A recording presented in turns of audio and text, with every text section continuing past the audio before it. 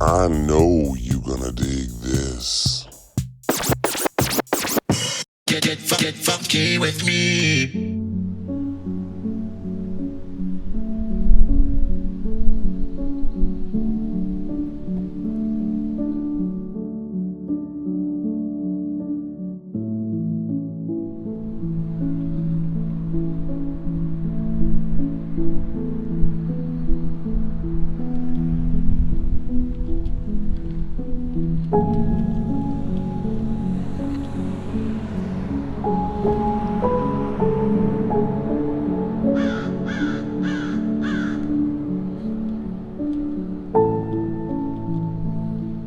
What's going on, everybody? How you doing today? Here I am in Beverly Hills, California, in the shadows of Nakatomi Plaza, the Fox building, as you just saw, Die Hard, of course. And this is just south of Olympic, all the famous streets of Beverly Hills, Cannon Drive, Rodeo Drive, just like 2 seconds away, just right up there. And this is a little quiet area, so peaceful and calm. Beverly Hills, the houses are up a little bit on the hills, of course, and then there's the city, and it's got all the shops and everything you think of when you think of Beverly Hills, and very expensive hotels, restaurants. And then south a little bit, still Beverly Hills, and it's just quiet. Beverly Hills High School is right around here, and I've never actually been. This is Spalding Avenue. I've been on Spalding for various videos I've done, but never right on this little stretch. I'm just shocked at how quiet it is, except for that. But very, very quiet. Nell Carter. If you're a child of the 80s, 90s, 80s, you watched it. Gimme a Break. Ran for 6 seasons. Popular show. And then if you're the 90s, you watched it in repeats. It was on all the time, like after school. Gimme a Break. The theme song sung by Nell Carter. I can still sing it. I'm not going to. But I could easily sing every word to it. Give me a break. I sure deserve one. This time I made it to the top. Love. Give me a break. Nell Carter. What a life she led. Taken from us far too soon. I'm outside the house where she passed away. It was January 23rd, 2003. She's an icon, Nell Carter, no doubt. And she had a daughter, and she adopted 2 sons, and one of her sons was 13 and found her collapsed in her home here. And very, very sad. She died right here. She had quite a life, both successful and both tragic. I mean, diabetes. Her father was electrocuted and killed when she was young. She was sexually assaulted, I believe at gunpoint, when she was a teenager, very young. And then one of her brothers died of AIDS. She had multiple health complications, addictions, struggles with very, very public. She was a tabloid figure for a very, very long time, but very successful. She's a singer, actress, dancer.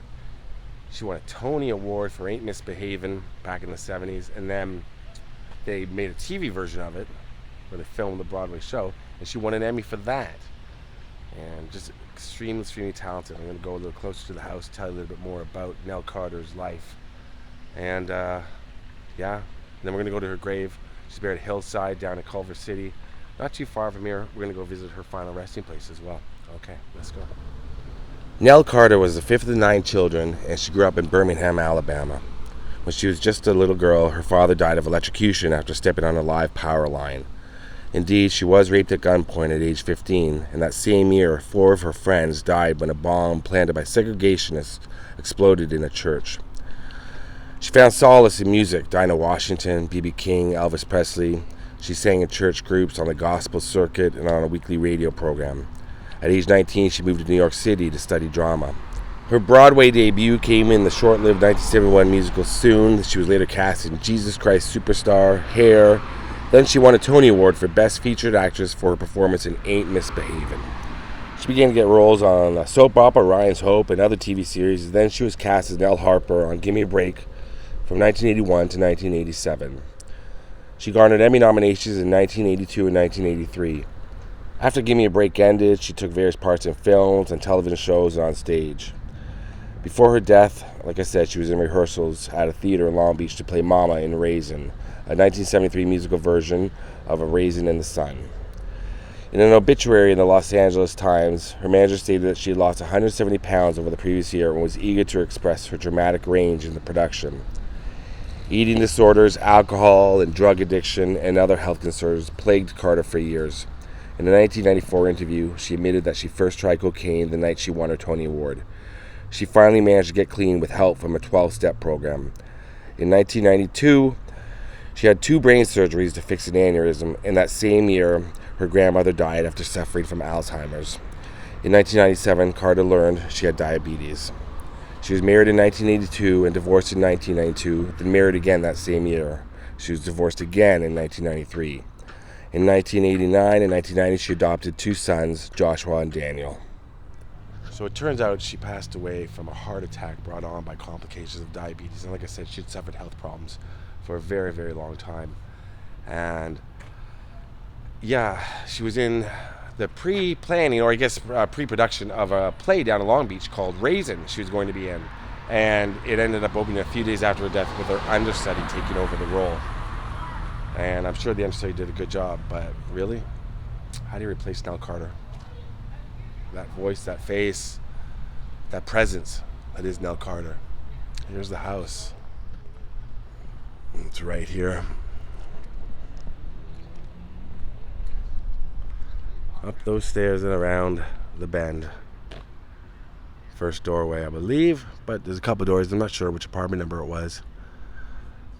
But a lot of people think that there's some information about her home in Beverly Hills. She had a long-time home where she lived in Beverly Hills, and people think that that's where she passed away, but that's not the case. She was not doing well financially when she passed away. This is still beautiful, and I would imagine very expensive, but her Beverly Hills estate, she had sold a while ago, and I had read that she had only had $200 to her name when she passed away. She had a partner, and she left her property in her state, and the kids, I guess they'd be well into their adulthood now, but to her partner as well to raise them. But it's in that house right there where this young lady's walking by right now.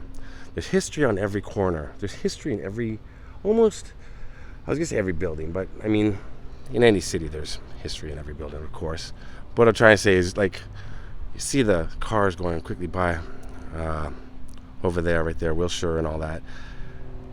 You just take a turn down one side street and there's going to be something to do with pop culture or celebrity, either good or tragic. Down any of these streets, it's wild.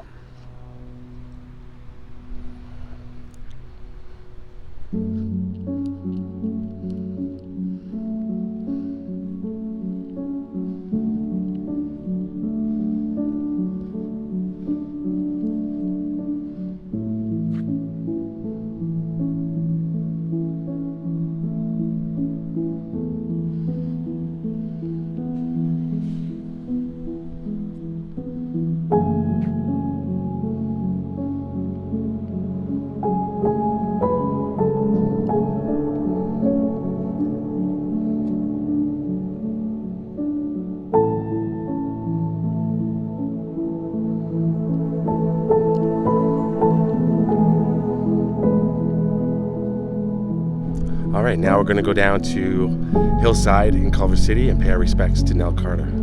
Let's go.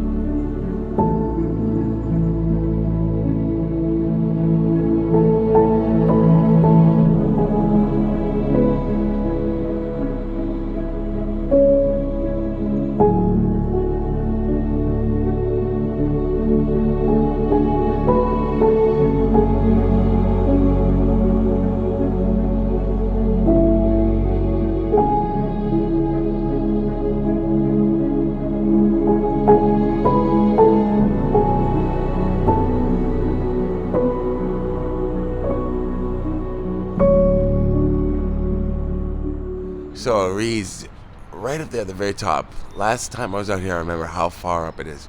Nell Ruth Carter, a loving mother, and a sparkling jewel to those close enough to love her. It's very hard to read, but it's right there. September 13th, January 24th, 2003.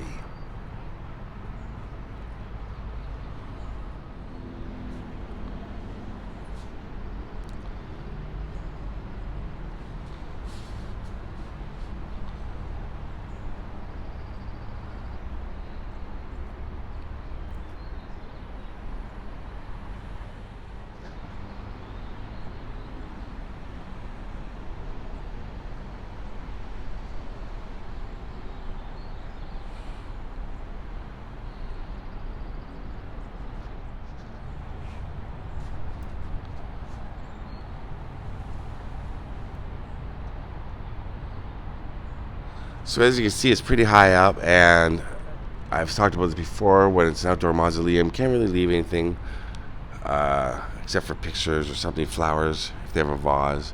But that's very high up. I'm going to leave a rock. I'm going to leave it right here on the, not too far from Nell Carter. Right here, that is a Jewish tradition. This is a Jewish cemetery. So you will see rocks on some of the graves here, not any right around here, but all up on the hill. Everywhere you look. But there's Nell Carter, right up top, very top. You've got to really crane your neck to see it and to read.